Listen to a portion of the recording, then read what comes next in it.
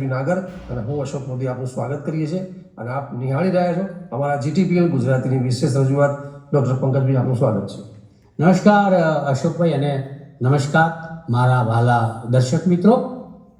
આજના આ વિશેષ શોની અંદર એક વિશેષ વાત લઈને તમારી સમક્ષ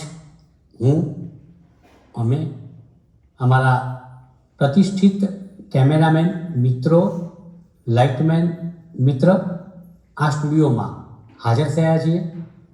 સબ્જેક્ટ તો અશોકભાઈ આપશે અને એનાલિસિસ મારે કરવાનું રહેશે, પણ એક મુદ્દો મહત્ત્વનો છે અને મુદ્દો છે કે અહીં જે પણ તમારી સમક્ષ અમે મૂકીશું એ વાત અદ્ભુત હશે, વિશેષ હશે અને તમારા જ્ઞાનમાં વધારો કરનારી હશે. એમાં મને લેશ માત્ર શંકા નથી. આવો બાજુમાં અશોકભાઈ, બાજુ આપણે આગળ હતી. પંકજભાઈ, ખૂબ જ આનંદની અને રસપ્રદ જે ચર્ચા કરવી છે અને જે દર્શક મિત્રોને ઉત્સાહ છે અને ગત કેટલાક એપિસોડથી આપણે સારી સિરીઝ લઈને ચાલ્યા છે ગ્રહોની, નક્ષત્રોની. ત્યારે આજે જે આપણે ચર્ચા કરવી છે કે દર્શક મિત્રોમાં જે કુંડળીમાં એક જ સ્થાનમાં 3 ગ્રહો હોય અને એ ક્યાંક એવા કન્ફ્યુઝન કરતા હોય છે અને ક્યાંક એમની વાત પણ એમને યોગ્ય છે કે જો એક જ સ્થાનમાં 3 ગ્રહો હોય તો એમાં શું પરિસ્થિતિ થાય અને એ કઈ રીતે એને કન્સિડર કરવી અને કઈ પ્રોપર ગણવી. તો એવા દર્શક મિત્રોના જે સવાલ છે કે ભાઈ જાતકની જન્મ કુંડળીમાં જો શનિ, ચંદ્ર અને ગુરુ આ એક જ સ્થાનમાં હોય તો એમાં આપણે જે યોગ બનતા હોય એ 2-3 યોગ બનતા હોય તો એમાં કયા યોગ કન્સિડર કરવા જાતકે પહેલાં તો એની વાત છે. તો પંકજભાઈ, શનિ અને જે આપણે ગુરુનો જે વાત યોગ છે કે ભાઈ જે 20 યોગ થતો હોય છે કદાચ શનિ અને ગુરુ, શનિ અને ચંદ્ર, શનિ અને ચંદ્રનો આપણે 20 યોગ થાય. હા, અને બીજી બાજુ ચંદ્ર અને ગુરુનો ગજકેસરી પણ થાય.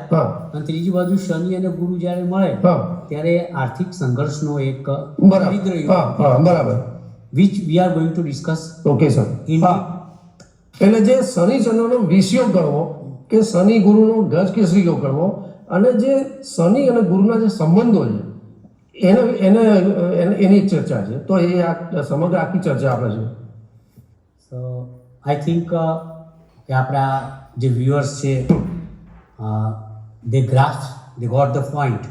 આપણે શેના પર ડિસ્કસ કરવા માંગીએ છીએ કે મિત્રો, જન્મકુંડળીની અંદર 12 ગ્રહ, 12 સ્થાન, 12 રાશિ, 36 વસ્તુઓનો સમન્વય વત્તા 27 નક્ષત્ર.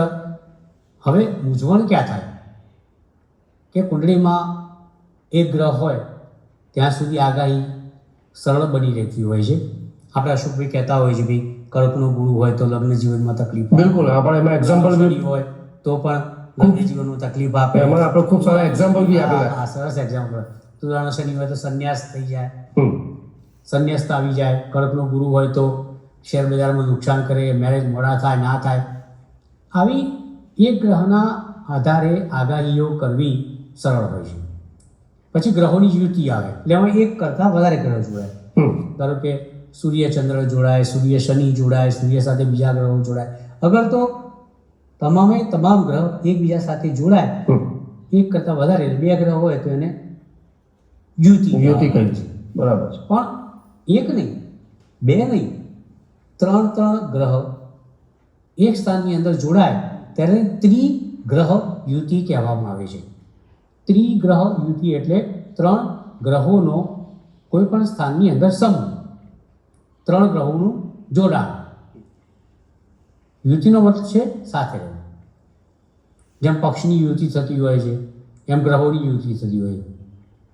એમાં સારા ગ્રહોની યુતિ થાય તો પછી તમને સામ્રાજ્ય હાથમાં લાગે અને ખરાબ ગ્રહોની યુતિ, ખરાબ ગ્રહોના સંયોજન જેવી હોય છે તો એમાં તમારે તમારા હાથમાંથી સત્તા ગુમાવવાનો વારો આવે. એટલે આજે આપણે જે ચર્ચા કરવા જઈ રહ્યા છીએ મારા દર્શક મિત્રો, એ ચર્ચાની અંદર અશોકભાઈ કહ્યું કે ભાઈ પંકજભાઈ 3 ગ્રહ છે, ચંદ્ર, ગુરુ, શનિ. હવે શનિ પ્રકૃતિનો ક્રૂર ગ્રહ છે. હમ. કષ્ટ આપે, બિલકુલ બિલકુલ. પનોતી ઊભી કરે, પીડા આપે, વૃદ્ધાવસ્થામાં વૃદ્ધોને હેરાન કરે. ચોક્કસ. અલબત્ત કસોટીનો કારક ન્યાયપ્રિય ગ્રહ પણ શનિ જ છે. સૌથી વધારે ચાલનારો પણ શનિ જ છે.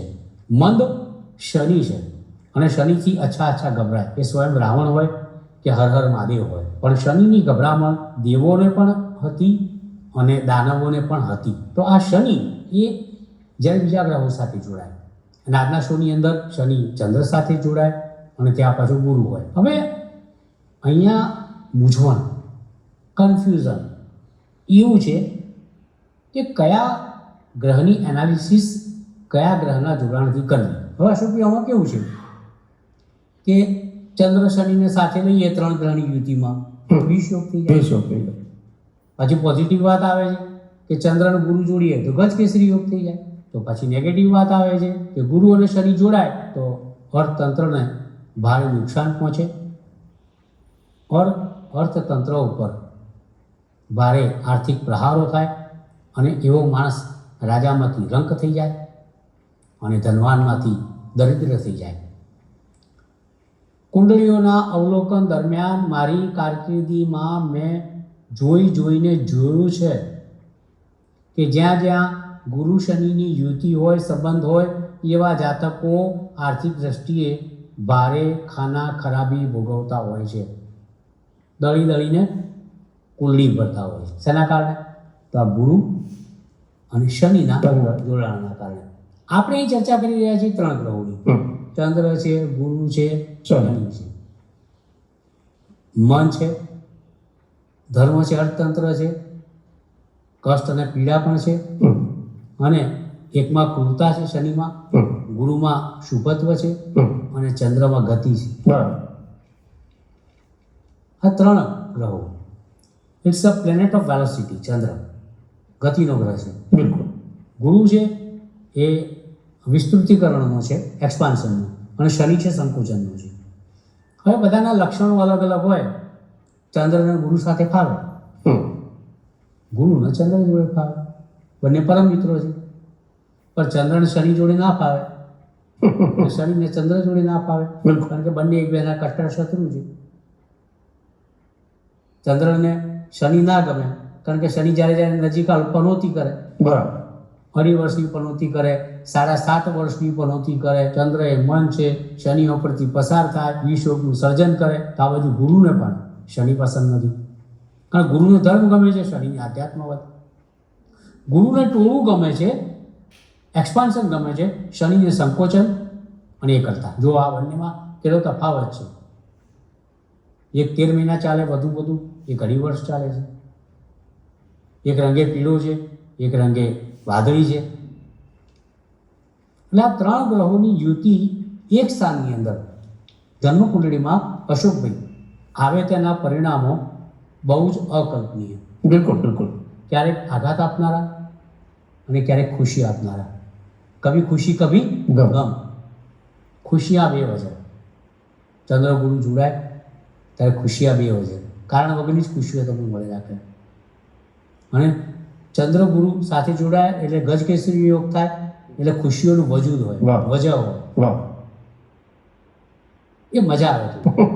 એટલે આ 3 ગ્રહોમાં સૌથી વધારે મહત્વની વસ્તુ એ છે કે કોણ કોના ઉપર ચડી વાગે, કોણ કોના ઉપર સામ્રાજ્ય કરે અને કોણ કોને પરાસ્ત કરે. ચંદ્ર બિચારો મન છે, એનું કંઈ ચાલે નહીં. નક્કી જ છે ગુરુ જોડે બેસે ગજ કેસરી યોગ કરે છે અને નક્કી જ છે શનિ સાથે બેસે એટલે 20 યોગ કરે. તો ચંદ્રનું બિચારો કંઈ ચાલતું જ નથી, કારણ કે ચંદ્રનું ચાલતું હોત તો શનિની કોઈ તાકાત નહોતી 20 યોગ કરે. ચંદ્ર બિચારો ભલો, સીધો, સાદો, સજ્જન ગ્રહ છે, પણ શનિ આવ્યો 20 યોગ થઈ ગયો. એટલે બિચારાને ચંદ્રમાં જે અમૃત પડ્યું હતું એ વિષમાં ટર્ન થઈ ગયું. એમ ચંદ્ર સજ્જન છે, સીધો છે, સરળ છે, સોફ્ટ છે. ગુરુ સાથે જોડાય તો ગજ કેસરી યોગ થઈ જાય, લાલિયાવાળી. જીવન ઝક્કાસ થઈ જાય, જાતકને મજા પડી જાય. ગજ જેવું વ્યક્તિત્વ, કેસરી જેવું વ્યક્તિત્વ, હાથી અને સિંહનો સમન્વય જે વ્યક્તિમાં આવે અને ગજ કેસરી જેવું વ્યક્તિત્વ બને, એનું નામ ચંદ્ર અને ગુરુનું જોડાણ. હવે અહીંયા આ 3 ગ્રહો છે, ચંદ્ર, ગુરુ, શનિ. એમાં જે ગ્રહ નબળો પડે એને ભોગવવાનું આવે ચોક્કસ. ત્રિયુતિમાં. હવે ચંદ્ર ધારો કે મકર રાશિમાં હોય તો અસ્તનો કહેવાય. 10ના આંકડા આગળ ચંદ્ર તમારી કુંડળીમાં હોય તો અસ્તનો બને. એની સાથે શનિ આવે તો સ્વગૃહી થઈ જાય, બળવાન. એની સાથે ગુરુ આવે તો નીચનો થઈ જાય. એટલે ચંદ્ર, ગુરુ અને શનિ જો મકર રાશિમાં જોડાય તો ચંદ્ર અને ગુરુ નાઈ બને. હા, બરાબર. કારણ કે શનિ ચડી વાગે એટલે ગુરુની એ પથારી ફેરવે અને ચંદ્રની. આવા જાતકોને શનિ વિષ યોગ દ્વારા પેલા મકર રાશિમાં રહેલા અસ્તના નબળા ચંદ્રના કારણે માનસિક તાણ આપે, માનસિક વ્યથા આપે, ગાંડા કરી નાખે, શાંતિથી જીવવા ના દે. ક્યારેક મેન્ટલ ટેન્શનના કારણે dementia, Alzheimer's, schizophrenia, MR, mental retardation, સ્મૃતિ ભંગ અને સતત ચિંતા અને ટેન્શન એની અંદર જ રાખ્યા કરે. ક્યારે? મકર રાશિમાં યુતિ થાય તો 10ના આંકડા આવે. બિલકુલ. બરાબર. બીજી બાજુ ગુરુ નબળો પડે, મકરમાં ગુરુ નીચનો બને તો અહીં શનિ હાવી થઈ જાય. કારણ શનિ અહીંયા સ્વગૃહીને બળવાન છે એટલે શનિ ગુરુને પણ દબાવે, ચંદ્રને પણ દબાવે. કારણ કે ગુરુ નીચમાં છે, ચંદ્ર અસ્તનો છે અને શનિ સ્વગૃહી છે, પાવરફુલ છે. એટલે ચંદ્ર, ગુરુ, શનિની યુતિ જ્યારે મકર રાશિમાં થાય ત્યારે એવો જાતક આર્થિક રીતે બરબાદ થઈ જાય. એવો જાતક આર્થિક બરબાદીના કારણે માનસિક રોગ આપોઆપ લઈ લે, મનોરોગી થઈ જાય અને કેટલીય માનસિક વ્યથામાંથી એવો પસાર થાય માણસ. આવા જાતકો અશોકભાઈ મેં જોયું છે કે મકર રાશિમાં ચંદ્ર, શનિ અને ગુરુની યુતિ હોય તો આર્થિક દબાણના કારણે આવા જાતકો આપઘાત તરફ પ્રેરાતા હોય છે. બિલકુલ. આપઘાતનો પ્રયત્ન કરતા હોય. ના પ્રયત્ન કરે તો ગાંડા ફરતા હોય છે. અને જો આપઘાત પણ ના પડે, માનસિક સિકનેસ ના આવે તો બિચારા એકલા દરિદ્ર જીવન જીવતા હોય છે. ખાસ કરીને આવા જાતકો કે જેમની કુંડળીમાં આવી યુતિ છે એવા જાતકોને હું વિનંતી કરીશ કે મિત્રો શેર બજાર સટ્ટો કરતા નહીં. હવે આ જ યુતિ બિલકુલ વિપરીત પરિસ્થિતિમાં આપણે વિચારીએ. 10નો આંકડો છે ને મકર રાશિનો, બિલકુલ. એની સામે જન્મકુંડળીમાં 4નો આંકડો આવે, બરાબર. તો આગળ 4, 10ની સામે 4 આવે, બરાબર. પ્રતિયુતિ કહેવાય. જો 4ના અંકની અંદર અશોકભાઈ ગુરુ, ચંદ્ર અને શનિ બિરાજમાન થાય તો એના જેવો ભાગ્યશાળી જાતક કે નહીં. પૂછો કેમ? ચંદ્ર તો સ્વગૃહી છે, ત્યાં છે જ. અને શનિ એવું બને છે તો એટલે શનિ અસ્તનો થઈ જાય ને, હા, બરાબર. ચંદ્ર સ્વગૃહી થઈ જાય, ગુરુ ઉચ્ચનો થઈ જાય વાહ. અને શનિનું ચાલે નહીં, બિલકુલ.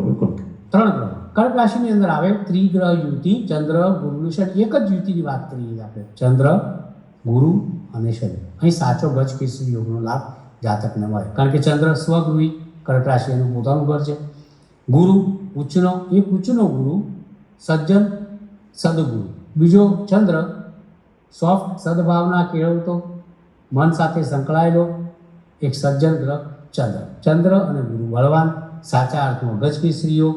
આવ જાતક જીવનમાં ગજ કેસરી યોગનો લાભ લઈ શકે. એમ કમઅપ, એનું અપગ્રેડેશન લેવલ એવું ઊંચું થઈ જાય તમે વિચારી ના શકો. પણ ક્યારે? કર્ક રાશિમાં હોય ત્યારે. અહીંયા શનિ દબાય. શનિ કર્ક રાશિમાં અસ્તનો બને. શનિના હાલ હવાર ખરાબ થાય. કારણ કે શનિ કર્ક રાશિમાં બેસે ત્યારે રાશિ થઈ જાય ચંદ્રની. બરાબર. નબળો પડી જાય. ચંદ્ર છોડે, કારણ કે ચંદ્ર બળવાન છે એટલે શનિ નબળો બની ગયો. ગુરુ બળવાન છે એટલે શનિ નબળો થઈ ગયો. ચંદ્રનો ગુરુ મિત્રો છે એટલે બંને મિત્રો ભેગા થઈ અને શનિ ઉપર હાવી થાય. શનિનું ચાલવા દે નહીં. બિલકુલ. અહીં શનિનું કારકત્વ બિલકુલ ખલાસ થઈ જાય. અહીં શનિ નેસ્ત નાબૂદ થઈ જાય. શનિ અસ્તનો થઈ જાય, પાવરલેસ થઈ જાય. એટલે શનિના પેલા જે દુર્ગુણો છે ને, એકલતા, આઇસોલેશન, દુઃખ, પીડા, કષ્ટ, કસોટી, વૃદ્ધાવસ્થાની નિશાનીઓ અને હેરાન કરવાની જે વૃત્તિ છે, દાનવીય પ્રવૃત્તિ, એ ઓટોમેટિકલી ઇટ વિલ ઓવર. એટલે આ એક મોટી ઘટના છે કે એક જ રાશિની અંદર, એટલે કે મકર રાશિમાં ત્રિગ્રહ યુતિમાં ચંદ્ર ગુરુ શનિ ભેગા થાય ત્યારે એની અસર જુદી હોય. એ જ ત્રિગ્રહ યુતિ ચંદ્ર ગુરુ શનિ કર્કમાં આવે ત્યારે પરિસ્થિતિ જુદી હોય છે. એટલે પરિસ્થિતિ, ગ્રહ સ્થિતિ, સ્થાન બળ, રાશિ બળ, એના આધારે તમે આ ત્રિગ્રહ યુતિનું એનાલિસિસ કરી શકો છો. આ ત્રિગ્રહ યુતિના 2 ઉદાહરણ તમને આપ્યા. એક મેં તમને આપ્યું કર્ક રાશિનું, બીજું આપ્યું મકર રાશિનું. મકર રાશિની સ્થિતિ જુદી છે, કર્ક રાશિની સ્થિતિ આખી જુદી છે. હવે આ જ ત્રિગ્રહ યુતિ કુંડળીના અલગ અલગ સ્થાનની અંદર થાય તો એના પરિણામો કેવા હોઈ શકે, એની ચર્ચા પણ ક્યારેક આપણે સુપેરે સરસ રીતે કરીશું. પણ વળી પાછી એક વાત કરું છું કે જો કુંભ રાશિમાં ત્રિગ્રહ યુતિ થાય તો મકરમાં જે પરિણામો, એટલે શનિની સર્વોપરિતા, એનું સામ્રાજ્ય, એની તાકાત, એ કુંભ રાશિમાં પણ એવી ને એવી થાય. ત્યાં ચંદ્ર અને ગુરુનું ચાલે નહીં. જો મીન રાશિમાં થાય તો ગુરુ બળવાન થાય, ચંદ્ર બળવાન થાય, ત્યાં શનિનું ના ચાલે. જો મેષ રાશિમાં થાય તો શનિ દબાય, ગુરુ ચંદ્રનું સારું થાય. જો વૃષભ રાશિમાં થાય આ ત્રિગ્રહ યુતિ ચંદ્ર ગુરુ શનિ, તો એમાં શનિનું ચાલે, કારણ કે શનિ પોતાના મિત્ર શુક્રની રાશિમાં આવે અશોકભાઈ, અને શુક્ર એ ગુરુનો શત્રુ ગ્રહ છે. મિથુન રાશિમાં આવે તો પણ શનિ બળવાન બને, ગુરુ ચંદ્રનું ચાલે નહીં. કર્ક રાશિની વાત તો થઈ ગઈ. સિંહ રાશિમાં આવે તો એમાં શનિ દબાય, કારણ કે શનિ હસ્તનો થાય અને ગુરુચંદ્રનું જોર વધે એટલે ગજ કેસરી યોગનો લાભ વધે. બિલકુલ. કન્યા રાશિમાં શનિનું ચાલે, કારણ કે બુધ એનો પરમ મિત્ર છે. તુલા રાશિમાં શનિનું ચાલે, કારણ કે એમનો ઉચનો બને છે અને શુક્ર એનો મિત્ર છે, એની રાશિમાં છે. વૃશ્ચિક રાશિમાં ચંદ્ર નબળો પડે અને સાથે સાથે શનિ ત્યાં મોટો ફૂફાડો મારે, ત્યાં વૃશ્ચિક રાશિમાં જો ચંદ્ર ગુરુ શનિની યુતિ હોય તો શનિ ફાવે. ધન રાશિમાં હોય તો ચંદ્રનું ગુરુ ફાવી જાય, શનિનું ચાલે નહીં. મકર કુંભની વાત થઈ ગઈ, મીનની વાત થઈ ગઈ. તો 1 થી 12 રાશિની તમારી સમક્ષ મેં વાત કરી છે. હવે વાત એવી કરીશું આપણે કે આ તમામે તમામ રાશિઓના ઉપરાંત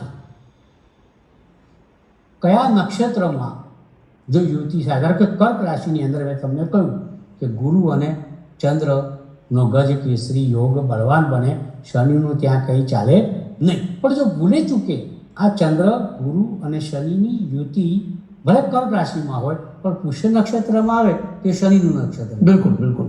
તો ત્યાં થોડોક શનિ પોતાની લડત આપવાની કોશિશ કરે, પણ આશ્લેષા નક્ષત્રમાં ચાલે નહીં. આપણે એક વસ્તુ ખૂબ ધ્યાન રાખવા જેવી છે. આ યુતિના કારણે કેટલાક મિશ્ર ફળ મળતા હોય છે.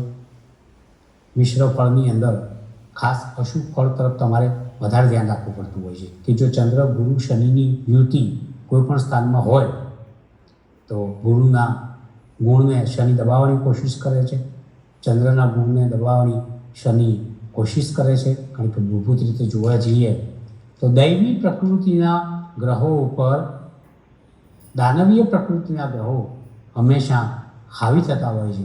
એટલે જ કળિયુગની અંદર રાહુ કેતુનું મહત્વ છે, શનિનું મહત્વ છે કે જેમની કુંડળીમાં અશોકભાઈ ક્રૂર ગ્રહો બળવાન હોય એ લોકો સત્તાધીશ બનતા હોય છે, સામ્રાજ્ય ભોગવતા હોય છે અને પોતાની મનમાની કરતા હોય છે. ક્યારેક ફરીથી આ વિષયના અનુસંધાનમાં સુપેરે ઊંડાણપૂર્વક અશોકભાઈની સાથે તમારા માટે આ સ્ટુડિયોમાંથી મારા કેમેરામેન મિત્રોની સાથે ચર્ચા કરશું. ત્યાં સુધી અલવિદા. પંકજભાઈ, આપનો વિશેષ આભાર કે જે દર્શક મિત્રોના જે સવાલ હતા અને એમને જે કન્ફ્યુઝન હતું ક્યાંક કે જો જાતકની જન્મકુંડલીમાં એક જ સ્થાનમાં 3 ગ્રહોની યુતિ થાય યોગની, તો તો એ કયા પ્રકારના યોગ કરતી હોય છે અને એ કેવા પરિણામો આપતી હોય છે. તો એમાં આપણે આજે શનિચંદ્ર ગુરુની વાત કરી, તમે ખૂબ સુંદર વાત કરી કે એક વિષ યોગ કરે છે, એક ગજકેસરી યોગ કરે છે અને એ ક્યારેક ક્યારેક કયા સ્થાનમાં કેવા વિપરીત પરિણામો આપે. તમે ચોથા અને 10મા સ્થાનની વાત કરી કે એ બંને સ્થાનોમાં આ ત્રણેય ગ્રહોની સેમ યુતિ હોય તો વિપરીત પરિણામો કેવા મળે છે એની વાત કરી. એક શનિ ઊંચનો થાય છે, એક નીચો થાય છે અને ત્યાં અલગ અલગ પરિણામો મળતા હોય છે. મોરેઓવર એના સિવાય પણ અન્ય જે રાશિમાં જો એની યુતિ હોય તો અલગ અલગ સ્થાનમાં એ પણ કેવી રીતે પરિણામો કરતી હોય છે એની વાત કરી. આઈ થિંક જે કન્ફ્યુઝન હતા દર્શક મિત્રોના અને જે સવાલ કર્યા હતા એ લોકોને ચોક્કસપણે ખૂબ સારી માહિતી તમે પ્રદાન કરી. આપનો ખૂબ ખૂબ આભાર. દર્શક મિત્રો, આવી જ એક યુતિના પણ અમારી પાસે સવાલો છે, આપના મળ્યા છે અને એના પણ આપણે ચર્ચા કરીશું. પરંતુ પંકજભાઈ, અત્યારે સમયની મર્યાદા છે એટલે નેક્સ્ટ એપિસોડમાં આપણે એક આવી જ યુતિની વાત કરીશું, 3 ગ્રહોની. એ બી ઇન્ટરેસ્ટિંગ છે, તો ચોક્કસપણે નેક્સ્ટ એપિસોડ સુધી આપણે ઇંતજાર કરવો પડશે. અત્યારે રજા આપશો. નમસ્કાર. જ્યોતિષ એક વિજ્ઞાન.